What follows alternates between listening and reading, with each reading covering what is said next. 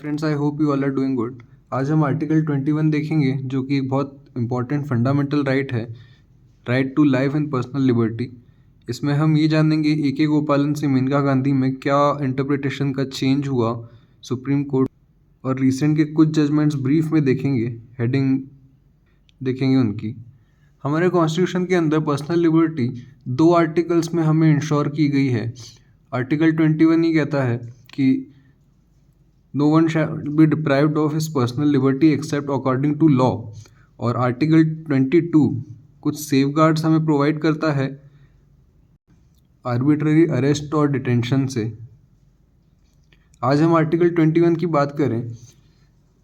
Constitution में ये simple एक लाइन का दिया गया है, no person shall be deprived of his life और personal liberty except according to procedure established by law. यहाँ पे डेफिनेशन बहुत लूज दी गई है, इसके कारण इसका एम्बिट कितना रखना है, किस एक्सटेंट तक ये पर्सनल लिबर्टी हमारी जाती है, वो डिटरमाइन करना मुश्किल हो जाता है। इसलिए Supreme Court time to time अलग अलग केसेस में प्रोनाउंस करते रहता है।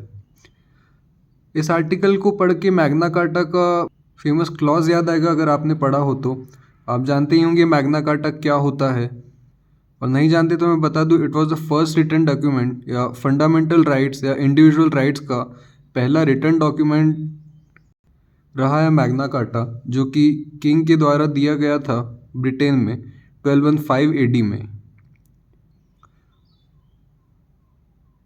This clause was read as follows, no man shall be taken or imprisoned, disseized or outlaw or exiled or in any way destroyed save by the law of land. ये उसी वे से जनता को protect करता था government और king से, जैसे आज के टाइम पे एग्जीक्यूटिव और लेजिस्लेटिव से हमारे फंडामेंटल राइट्स प्रोटेक्ट करते हैं। आर्टिकल 21 से इंश्योर होता है कि कोई भी एग्जीक्यूटिव, गवर्नमेंट का मेंबर या ऑफिसर पर्सनल लिबर्टी से इंटरफेयर नहीं करेगा unless it is justified by some law.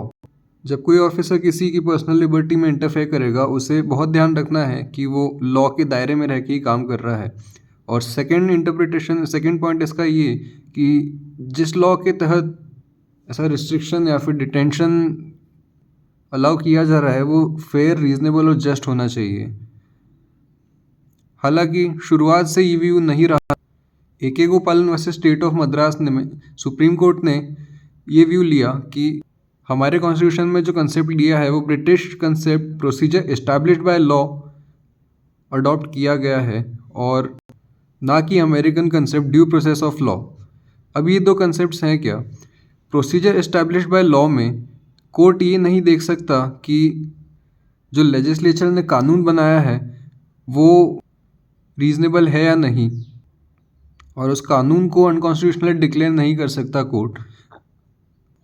इस कंसेप्ट में कोर्ट सिर्फ ये चेक करेगा कि अगर लेजिस्लेचर ने कोई लॉ बनाया है तो एग्जीक्यूटिव ऑफिसर ने उस लॉ से अबाइड किया है या नहीं किया, उस लॉ के प्रोसीजर फॉलो करते हुए डिटेंशन किया है या फिर कुछ भी एक्टिविटी करी है या नहीं। लेकिन ड्यू प्रोसेस में कोर्ट ना सिर्फ प्रोसीजर देखता है, लॉ अबाइड किया गया नहीं किया गया, इसके अलावा ये भी देखता है कि जो लॉ लेजिस्लेचर ने बनाया है वो खुद में रीजनेबल है या नहीं है। Maneka Gandhi versus Union of India में 7 जज बेंच ने गोपालन केस में जो डिसीजन दिया था उसे ओवरटर्न कर दिया। That means due process of law को अडॉप्ट किया। इस केस में कोर्ट ने कहा कि आर्टिकल 19 और 21 are not watertight compartments, मतलब इन दोनों को साथ में देखना रहेगा। जब हम आर्टिकल 21 में लाइफ एंड पर्सनल लिबर्टी की बात करेंगे तो आर्टिकल 19 में जो फ्रीडम दी गई हैं उनको ध्यान में रख के चलना होगा कि जो लॉ बनाया है लेजिस्लेचर ने वो आर्बिट्ररी तो नहीं है, अनफेयर तो नहीं है या अनरीजनेबल तो नहीं है। Because right to life under article 21 सिर्फ सर्वाइवल की बात नहीं करता, वो बात करता है right to live with human dignity.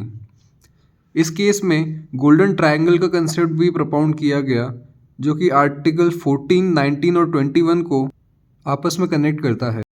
Article 14 equality before law and equal protection of law की बात करता है। आर्टिकल 19 हमें सर्टन राइट्स एंड फ्रीडम्स देता है, लिबर्टीज़ देता है। एंड आर्टिकल 21 जो अभी हम पढ़ ही रहे हैं, protection of life and personal liberty, ये गोल्डन ट्रायंगल काफ़ी केसेस में यूज़ आता है क्योंकि ये 3 मोस्ट इम्पॉर्टेंट फंडामेंटल राइट कहे जा सकते हैं। आप ये बात इस फैक्ट से भी जान सकते हैं कि जो protection of women from sexual harassment act है, उसके प्रियम्बल में ही गोल्डन ट्रायंगल मेंशन किया गया है। Kharak Singh versus state of UP में right to live with dignity और प्राइवेसी की बात की गई। इसमें सुप्रीम कोर्ट ने कहा कि life is more than mere survival और animal existence. Then Selvi versus state of Karnataka एक फेमस केस है। इसमें नार्को एनालिसिस जो टेस्ट होता है उसे डिस्करेज किया गया क्योंकि वो प्राइवेसी की बाउंड्रीज पार करता है। Navtej Singh versus Union of India, ये भी एक काफ़ी फेमस केस है बिकॉज दिस डिक्रिमिनलाइजेज होमोसेक्सुअल एक्ट्स। जो आईपीसी का सेक्शन 377 है जिसमें होमोसेक्सुअलिटी को क्राइम बताया गया है, उस सेक्शन को अनकॉन्स्टिट्यूशनल कह के स्ट्रक डाउन किया गया इसी केस में। Then Himanshu Singh Sabharwal versus state of MP में राइट टू फेयर ट्रायल की बात की गई। और Arumugam Servai versus state of Tamil Nadu में खाप पंचायत पे बैन लगाया गया क्योंकि वो पर्सनल लाइफ से इंटरफेयर करते हैं लोगों की, ऑनर किलिंग और ऐसी अन्य हरकतें करते हैं। ये आर्टिकल 21 के कुछ लीडिंग केस लॉज थे। इसके अलावा भी कई राइट्स हमने आर्टिकल 21 से डिराइव किए हैं, वो मैंने स्क्रीन पर दे रखे हैं, आप पॉज करके नोट कर सकते हैं। आप एलएलबी स्टूडेंट्स हैं तो आपको 15 से 20 राइट इसमें से पता होने ही चाहिए। हालांकि केस लॉ हर राइट का याद रखना ज़रूरी इतना नहीं है। सो आई होप आपको ये समझ आया होगा। आज हमने आर्टिकल 21 की जर्नी एक तरह से कवर की। Thanks for watching.